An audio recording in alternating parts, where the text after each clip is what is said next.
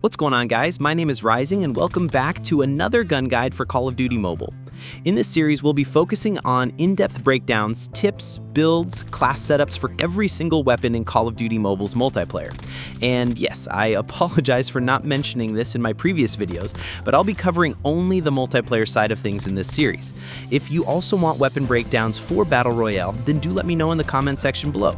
I may not be covering each and every weapon in Battle Royale, however, I may do a best weapons for Battle Royale sort of video with in-depth stats in comparison.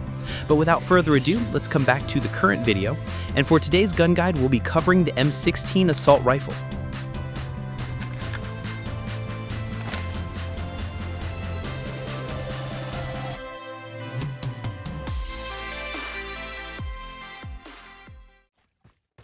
The M16, which is based on the M16A4 assault rifle in real life, is a 3-round burst weapon, dealing 30 damage in the initial damage range, which drops all the way down to 24.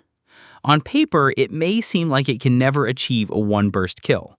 However, there are some interesting body multipliers, and if you manage to hit in those specific multipliers, you can achieve a 1-burst kill. To achieve a 1-burst kill in the initial damage range, you must hit at least 1 shot to the head or the upper torso, while the other 2 shots can land anywhere on the body. Although if you build this weapon correctly, there's a high chance that the 3 shots will land on the same place. Alternatively, you can also hit 3 shots to the arms to achieve a 1-burst kill. Lower torso or leg shots are useless on this weapon, and you should always try to aim high. The rate of fire is high for an assault rifle at 822 rounds per minute, but it has a burst delay of 200 milliseconds, which is very punishing if you miss your bursts. This means that if you can achieve a 1-burst kill by landing head, torso, or arm shots, your time to kill will be just 146 milliseconds, which is highly competitive in this game. But if you miss those initial bursts, your 4-shot time to kill will now be 346 milliseconds, while at longer ranges, your 5-shot time to kill will be 419 milliseconds, which is an incredibly slow time to kill in this game. Most of the guns in this game will kill you twice as fast than this before you even achieve your kill. However, time to kill means nothing without knowing the range profile, which in this case, the potential 3-shot range is just 20 meters. I'd say this is not a well-deserved range compared to the risk that you're undertaking to achieve that 3-shot potential, and if you see in comparison to the other meta weapons out there, outside the 3-shot potential, the rest time to kill values are horrendous. So if you want to use this weapon effectively, you must land the 1-burst kill. Otherwise, it's pretty obvious that you have to double tap to respawn. Let's now look at the accuracy stats. The initial ADS bullet spread value is incredibly tight at just 3. The maximum spread value doesn't really matter since you'll always want to kill your opponents in the first few shots itself. The initial hipfire spread value is also better than average, which means you can easily kill your opponents at point blank. The hit flinch is slightly above average, and the bullet impact is standard for an assault rifle. Let's now have a look at the recoil of this gun, which is pretty unique compared to fully automatic weapons. As you can see that after each burst, the recoil recenters to where it was initially. This is pretty obvious because of the high burst delay that this gun features, and thus the recoil recentered time is faster than the burst delay. Even though the recoil is low, you can see that the shots are a little bit spaced out, which may throw your aim off if you're not aware of it. So it's always better to reduce the recoil while building the weapon to minimize the gap between the shots. Coming to the handling stats, the aim down sight time is standard for an assault rifle at 260 milliseconds, and the sprint to fire time is slightly below average at 170 milliseconds. And for the mobility stats, the M16 is average in this department. The magazine capacity is also standard for an assault rifle at 30 rounds with 120 in reserve. It reloads in 1.48 seconds with an empty reload time of 1.50 seconds. And with that covers all the base stats of the weapon. However, there is a signature attachment that the M16 features, which completely changes the way how it works. Let's now dive deep into this attachment. This attachment is the Wildfire weapon perk, which switches the M16 into fully automatic firing mode, basically making it the M16A3 variant of the M16. The most interesting part to note with this attachment is that it has no effect on its base damage and range profile whatsoever. However, your upper torso damage multiplier reduces to 1.2 instead of 1.4, and you also lose your arm multipliers. This means that now you'll have to hit 1 shot to the head or 2 shots to the upper torso to reduce the shots to kill in the initial damage range. There's also a slight increase to your hit flinch, which is still slightly above average for an assault rifle. The most profound effect with this attachment is to your rate of fire, which is now 618 rounds per minute, which is similar to guns like the ICR-1 and the UL-736. This means that now your 4-shot time to kill will be 291 milliseconds, which is not really competitive, but workable. However, if you can achieve a 3-shot kill, your time to kill will now be 194 milliseconds, which is worse than the 1 burst time to kill of the M16, but is much more forgiving. As mentioned earlier, the Wildfire perk does not affect your range profile at all, and thus we get a significantly improved time to kill at all ranges compared to the base M16. The 4-shot kill range is now quite impressive at 40 meters, which can be further boosted with attachments. This makes this gun a fantastic option for mid to long range encounters. However, if we see the recoil, things become quite interesting now. The full auto M16 has a significantly higher recoil pattern and is probably one of the toughest ones to control in its category. This recoil, far worse than being ideal for a weapon which is supposedly used for mid to longer range encounters and should be heavily taken care while building this weapon.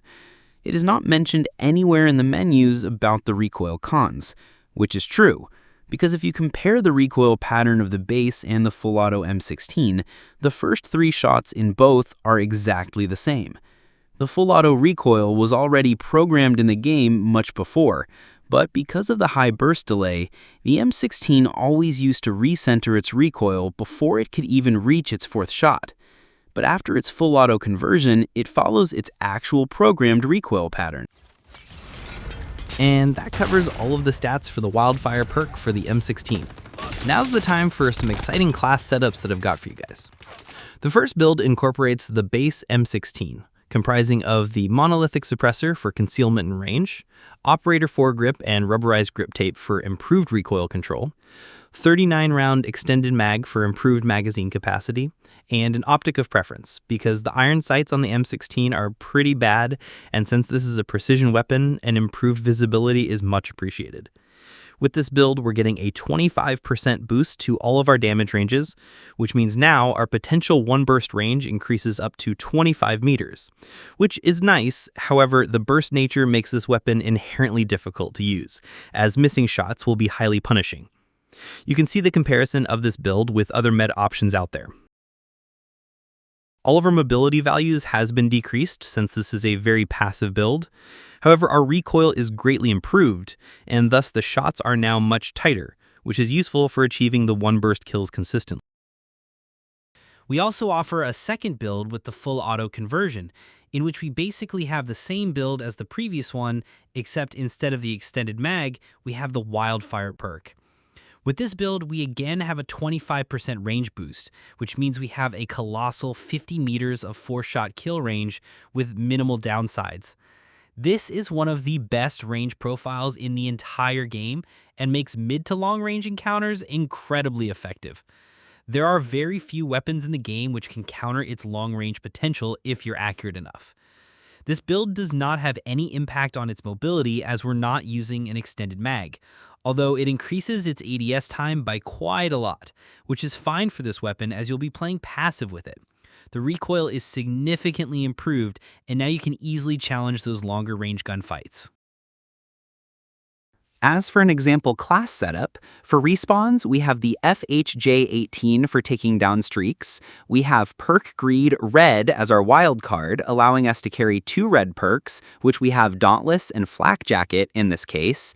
And for the other 2 perks, we have Quick Fix and Hardline. You may swap out Hardline for firepower support if you want. For the lethal equipment, we have a Molotov cocktail, and for the tactical, we have a trophy system. Operator skills and score streaks can be chosen as preference. For search and destroy, I prefer a melee for efficient rushing, although you may use a pistol if you want. The perks remain the same apart from using Dead Silence in the blue perk slot. We have a contact grenade as the lethal equipment and a smoke grenade as the tactical for blocking enemy lines of sight. And with that, that is going to wrap it up on the gun guide for the M16.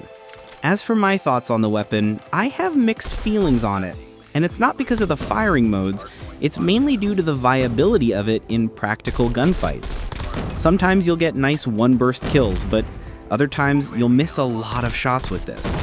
While the full auto version gives you longer range consistency, it sucks at close ranges because of its slow fire rate.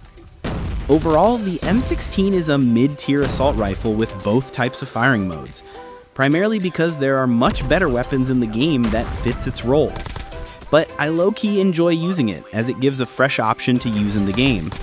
I won't suggest you the base M16, however you can go with the full auto conversion and give it a shot. And of course, those were just my thoughts on the M16. I'd love to hear from you guys what you think of this weapon, whether you enjoy using it in ranked or you get frustrated by using it. Also, which firing mode you feel is better. Just let your thoughts in the comment section down below. If you have any assault rifle in mind, let me know which one you want me to cover next. Make sure to subscribe and leave a like on this video, and I'll catch you guys on the next one.